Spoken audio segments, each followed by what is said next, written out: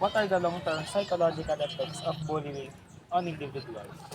Siguro naman, pwede rin makaapekto sa kalusugan ng pag-iisip ng tao sa matagalan kapag sila yung depressed o mas mahihain sila sa pakikasalamuha sa isa't isa. Yun yung parang mga depression at stress na natatanggap nila sa buhay. Mawawala yung confidence mo sa school or sa mga community.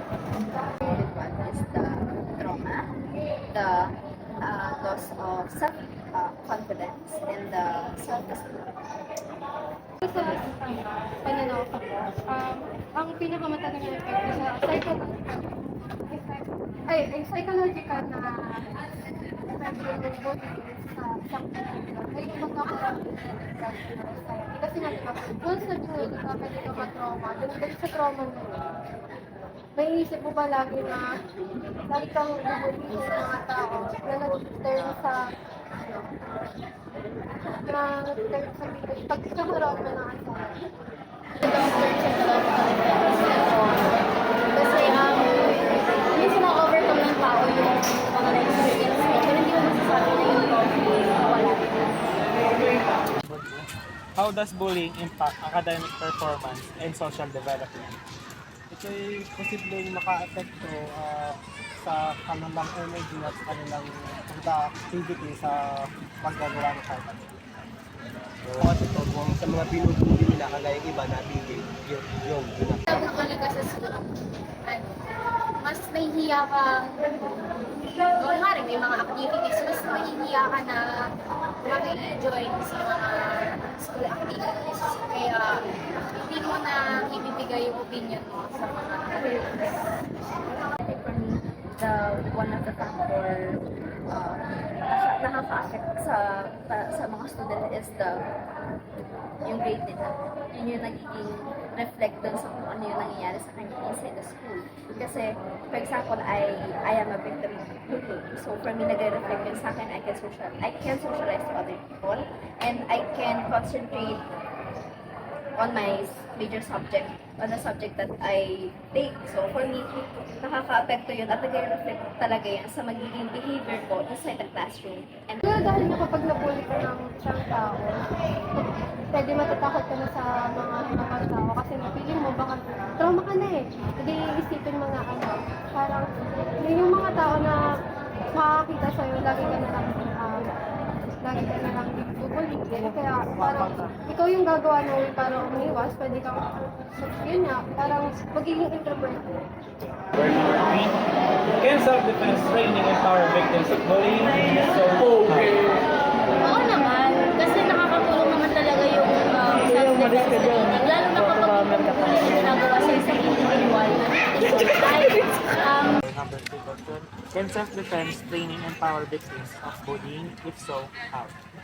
Ito naman ay pwedeng maka-empower ng mga victims ng bullying sa kanilang confidence, sa kanilang anxiety, makatulong sa kanilang anxiety. Pakaramdam nila yung more safe sila. Simple lang, parang sasali lang sila at mayroong training ng taekwondo o kaya karate. Yun, mapapagtanggol nila ang kanyang sarili. Pwede naman silang bigyan ng pagsasanay kasi para ma-cope up nila yung mga ganang excited sa buhay nila. Para bigyan sila ng confidence. I think we have a lot of program inside the school. But syempre nai-implement naman talaga yun. The thing is, nagkakaroon ng awareness ang isang youth kapag siya ay nagkaroon na ng knowledge about it. So for me, nagbibigay ng training, or not training, I think program of anti-bullying ang mga teachers natin para sa mga students. And I think na-apply ng mga students for them and to act, have a good manner inside the school and not to bully other people. Ikaw po, kapag kasi natuto ka ng self-defense, pwede mo maprotect yung sarili mo. Once na merong tao na sa'yo or meron ng parang sinasaktan kasi, pwede mo maprotect eventually mo. Kasi nga, di ba, natututunan mo na kung paano magkaroon ng mga self-defense. Oo naman, talaga namang makakatulong yung self-defense training sa mga taong lalo na kung yung bullying na ginagawa is yung nakakaras na or physically. Kasi kapag ganun yung form ng bullying na ginawa, pwede magamit yung ibang forms of self-defense to defend yourself. What are the benefits of incorporating self-defense techniques into anti-bullying programs? Siguro pwede rin posibleng maging main na makakatulong sa kanilang anti-bullying program. Pwede silang magsumbong sa mga teacher nila. Pag sila binubully, pwede din sa mga officer ng klase nila. Ano po, may benefits po yun kasi yun din po yung way nila para ma-cope up kung paano sila makakalaban against sa mga bullying. Isang estudyante, nag-grow yun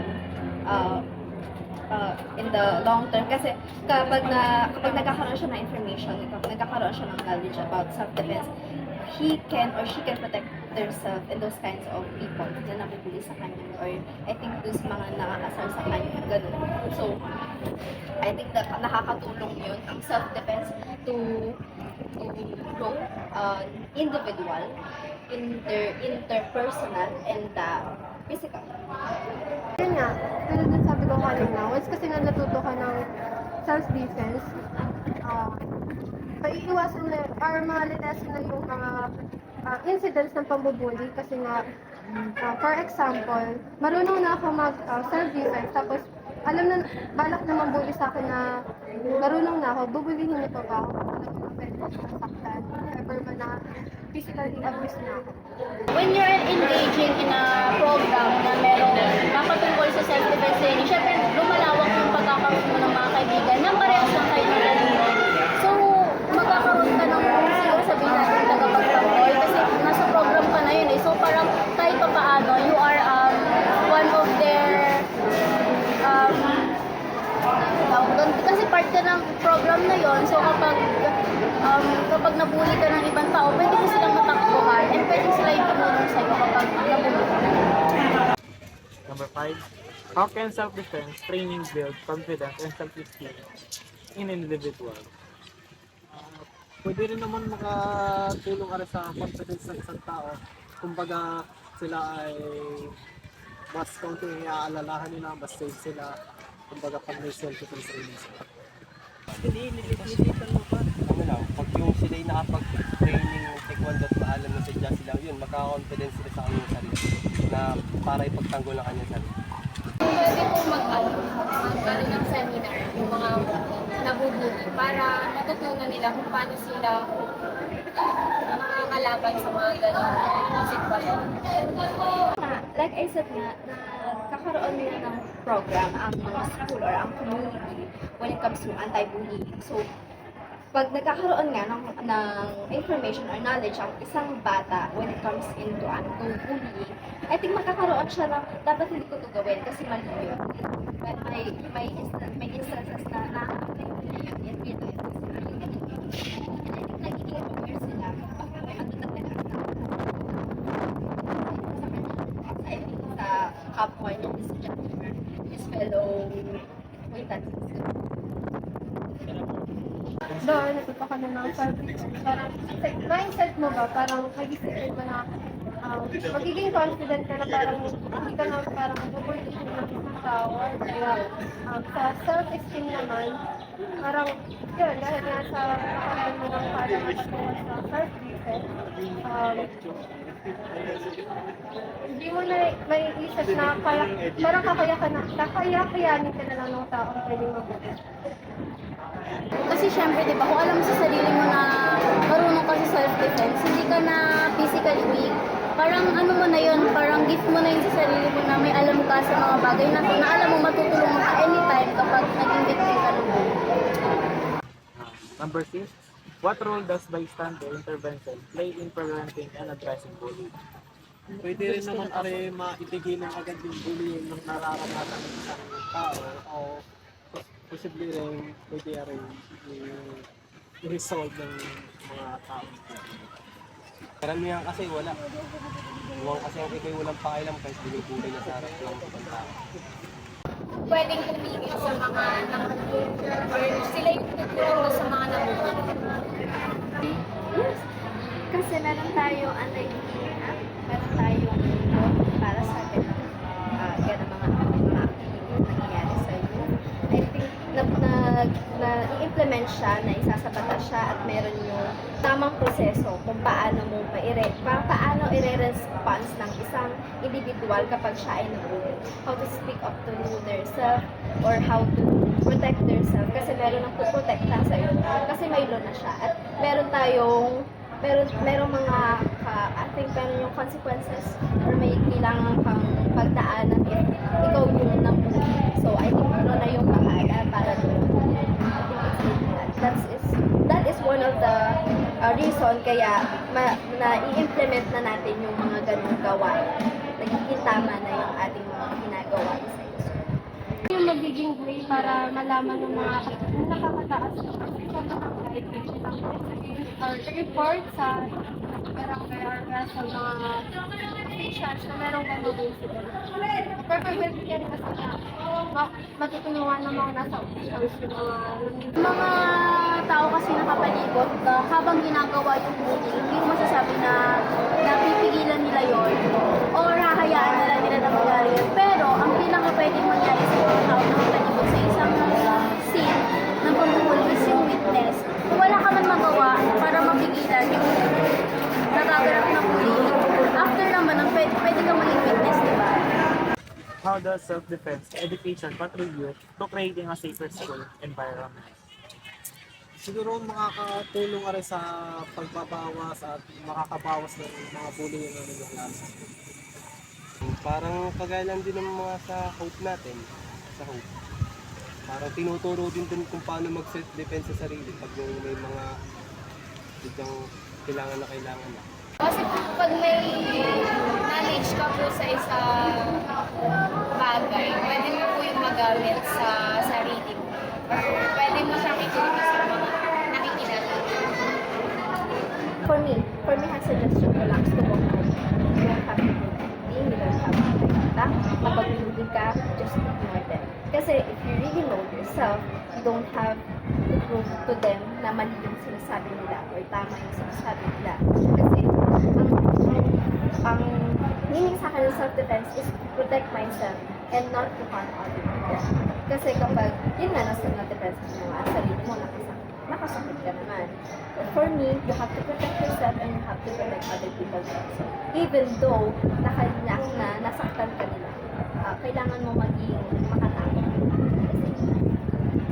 Ang para sa akin kasi depende yan kung paano mo gagamitin yung self-defense na tutunan mo sa school.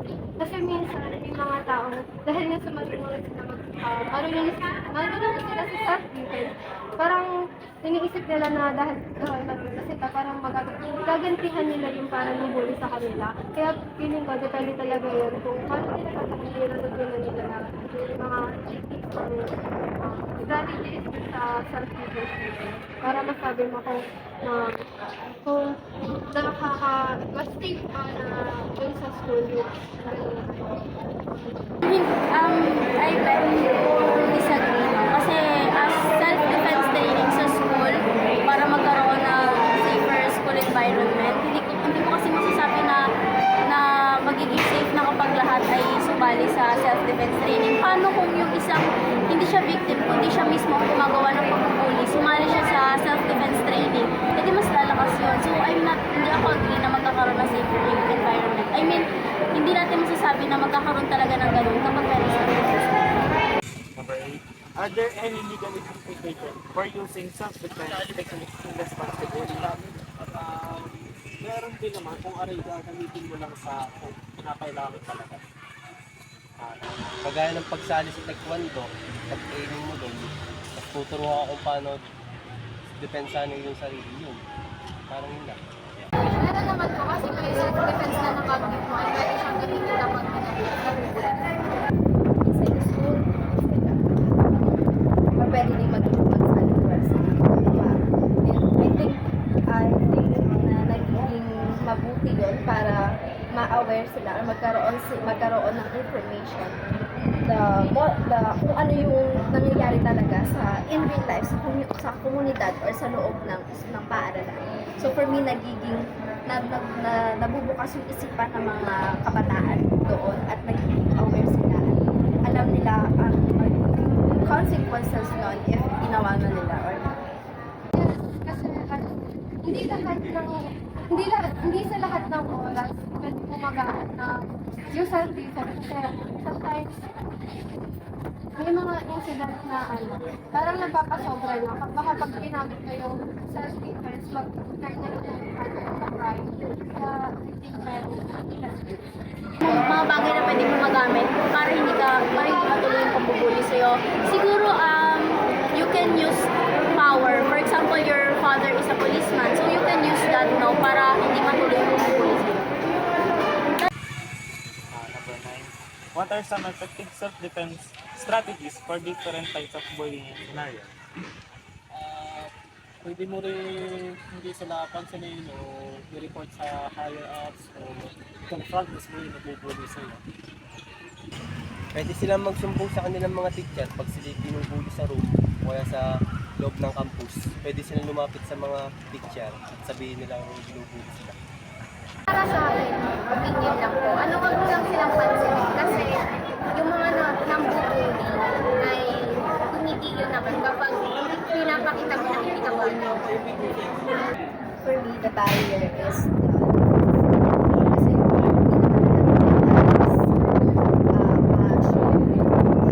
hindi lahat ng kabataan ay may kakayahan na magsalita para sa kanilang sarili.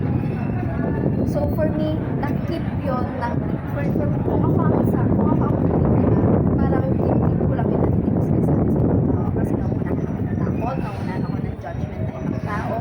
So for me, yun ang nagiging barrier kaya madami pa ding mga batang na talagang hindi nababago yung circle.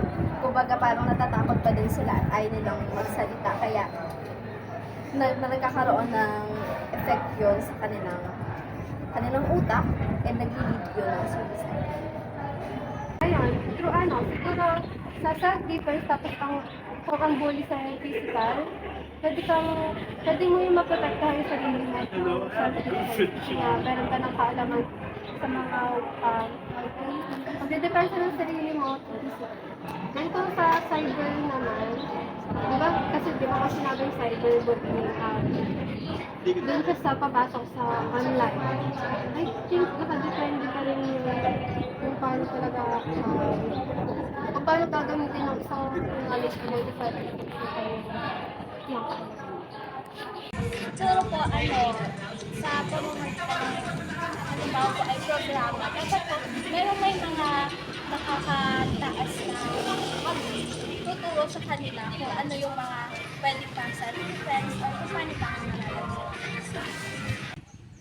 Number 10. How can schools and communities work together to promote self-defense skills among youth? Pwede silang mag-host ng mga posters sa mga kanilang community, pwede silang free trial ba daw ang mga self-defense classes nila. Kumarkila ng magaling na nagtuturo ng taekwondo at yung mga estudyante nila sasabihan nila kung gusto nila sumali doon para sila matutunan. Lagi po silang paalalahanan or titignan po nila na ingatan po yung sarili nila at paalalahanan na hindi sila dapat manangan. We have different kind of program inside the school, inside the or pwede din mag-influence sa university. And I think na nagiging mabuti yun para ma-aware sila or magkaroon ng information kung ano yung nangyayari talaga sa in real life sa komunidad or sa loob ng paaralan. So for me, nabubukas yung isipan ng mga kabataan doon at nagiging aware sila. Alam nila ang consequences nun if ginawa na nila or dahil yun sa pagtutulungan ng schools at communities, pwedeng ma-lessen yung mga incidents patungkol sa mga Yung siguro sa isang individual na po yung mismong problema kung matututunan man nilang disiplinahin yung sarili nila or hindi. Number 11. What are the cultural and social barriers to implementing self-defense education in mainstream subjects? Posible rin sa tao ore kung sila hindi sila ganun ka-confident na mag-take ng self-defense.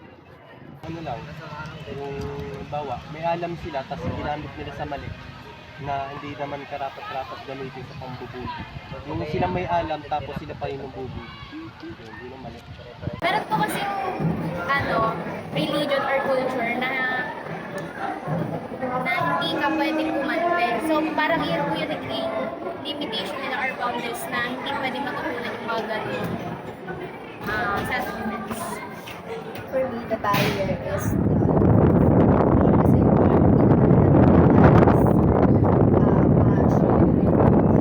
hindi lahat ng kabataan ay may kakayahan na magsalita para sa sarili. So for me, nakikip yun ng kung ako ang isa, kung ako ang biktima, parang hindi ko lang pinatitig ko sinasabi sa mga tao kasi nauna ako ng takot, nauna ako ng judgment ng ibang tao. So for me, yun ang nagiging barrier kaya madami pa ding mga batang na talagang hindi na nababago yung circle. Kumbaga parang natatakot pa din sila at ayaw nilang magsalita kaya nagkakaroon ng effect yun sa kanilang utak and nag-lead yun ng suicide. For me, yung gender equality. Kasi nga, di ba, minsan, iniisip nila kapag yung babae, parang hindi, porket babae siya, hindi siya pwede mo ipati sa mga sabi. May mga ganun, parang galing tayo sa cultural natin or something. Kasi nga, pag babae, isip na hindi nila kaya ganito, kaya yung self-defense na physically na ginagawa ay mga lalaki. Kaya, Kung kaya niyo po ipagtanggol yung sarili niyo po, mas tataas yung confidence mo kung saan, mas natututunan mo yung mga bagay na, like halimbawa, pinipul ako sa mali yung ginagawa nila sa akin. Dapat mas upad yung pag-iisip ko para hindi na nila ka-ulit. How does self-defense training foster resilience and mental well-being in victims of bullying? Pwede rin makatulong sa, kumbaga, hindi sila masyadong na-apektuhan sa pagbubuli at sa kanilang kalusugan ng pag-ibig. Oo, dahil tinuturo din naman din yung mga about sa bullying at pag-pigil sa bullying.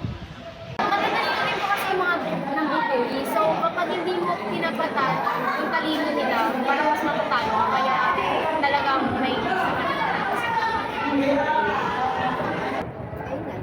like I said, ganun na lang. Estudyante yun, sa kapag nagkakaroon na siya ng knowledge about self-defense, yun lang. I think pag nagkakaroon ng knowledge ang isang bata ng self-defense, he can protect herself or she can protect herself or she can influence other people para hindi gawin yung mga ganun. through self-defense, yung mga biktima ng mga bully, pwede magkaroon ng, yun nga, yung kanilas tanong, self-confidence, self-defense. Depende po siya sa style ng school kung paano nila ipapangalalan ng mga bata. Kasi po, may experience ko din po kung saan, kung sino po yung mayayaman, siya po yung kinakampihan. Number 13. Can self-defense education help reduce instances of both cyberbullying and harassment? Pwede rin siguro kasi pwede rin silang matuto kung paano nila i-approach yung mga pag-ibig.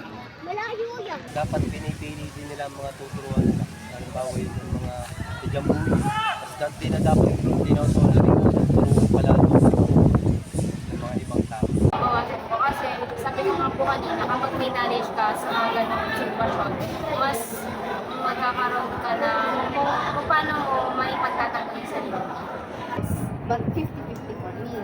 Kasi, I explain ang self-defense ay hindi na i-implement all the time. Kaya may madami pa ding estudyante na takot pa din magsabi. Or nai-implement siya sa school, yes, may nagkakaroon ng program, but not all student na-apply nila sa sarili nila. Nai-implement siya outside the school, but the thing is na-apply ka. Yun ang rason ko kung bakit 50-50. Nai-implement, yes, sometimes. Kasi nga, di ba, yun nga, kapag alam mo na yung paano ay mababawasan yung mga insidente ng pagpupuli kasi nga, isipin ng iba na ito may alam to, pwede niyang, saka pwede, hindi na siya tatargetan ng mga, parang, yung mga bully. Hindi na siya tatargetan kasi nga, alam na ng mga mamupuli sa kanya na marunong na siya mag-depensa yung sarili niya. Hindi na siya titignan as mababa or matindi na tao. Number 14. What are the ethical considerations of teaching self-defense to children and adolescents? Siguro, naman nakakatulong din sa kalusugan ng kabataan. Kasi mas less silang makakaranas ng bullying kung sila yung may self-defense rin. Isa alang-alang po nila yung pagiging unbothered po. Kasi hindi po kasi sa lahat ng pagkakataon papatulan mo yung mga For me, the first thing that you can consider to youth or young is the emotions. Kasi matuturuan mo naman ang isang bata ng self-defense. But the thing is, kaya ba nilang i-control ang kanilang sarili or ang kanyang emosyon if nabigyan mo sila ng isang sitwasyon?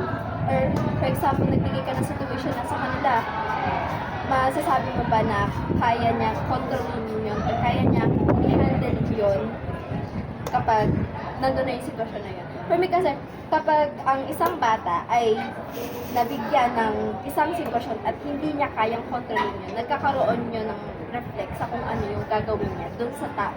For example, ako, magiging sabihin natin, impulsive ako ng bata. So for me, magkakaroon yun ng effect sa'yo, baka masaktan lang kita. So that's why behavioral or yung behavior ng bata kinakonsider bago mo tulungan ng sarili.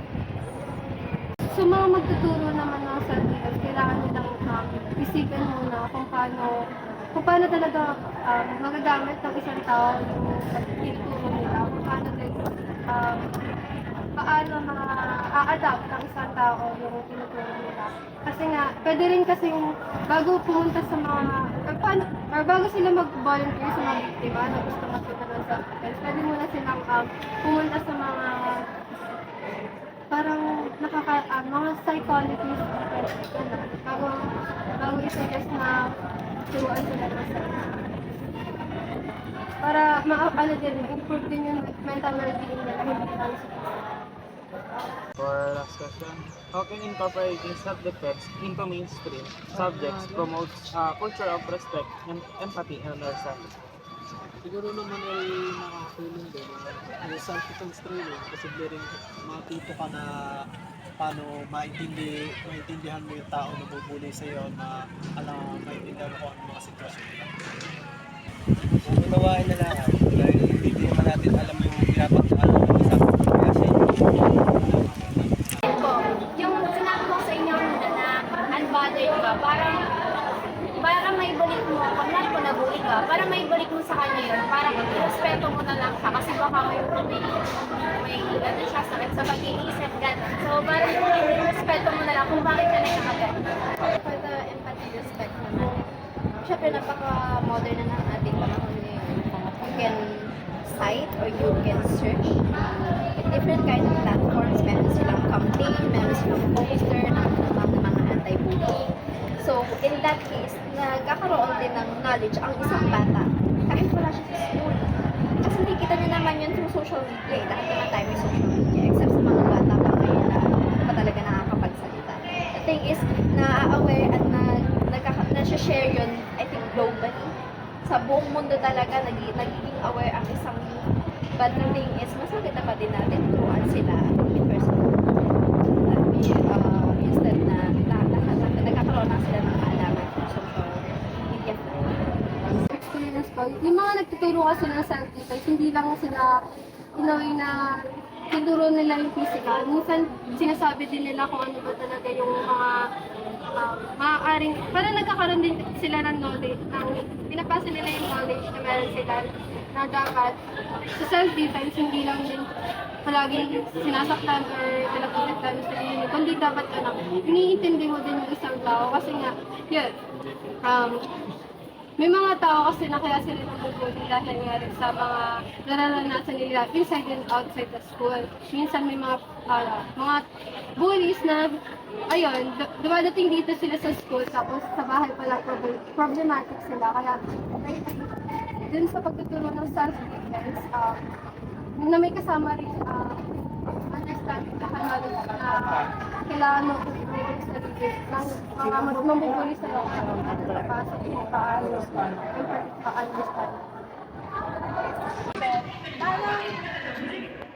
Parang may improve yung sa pag-unawa ko. Kasi po, most of the time, yung mga nabubuli, sila pa po yung mas malaki yung problema.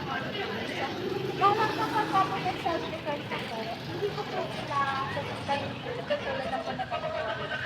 Kung saan, parang mas tuturuan ko sila kung ano yung tamang gawin.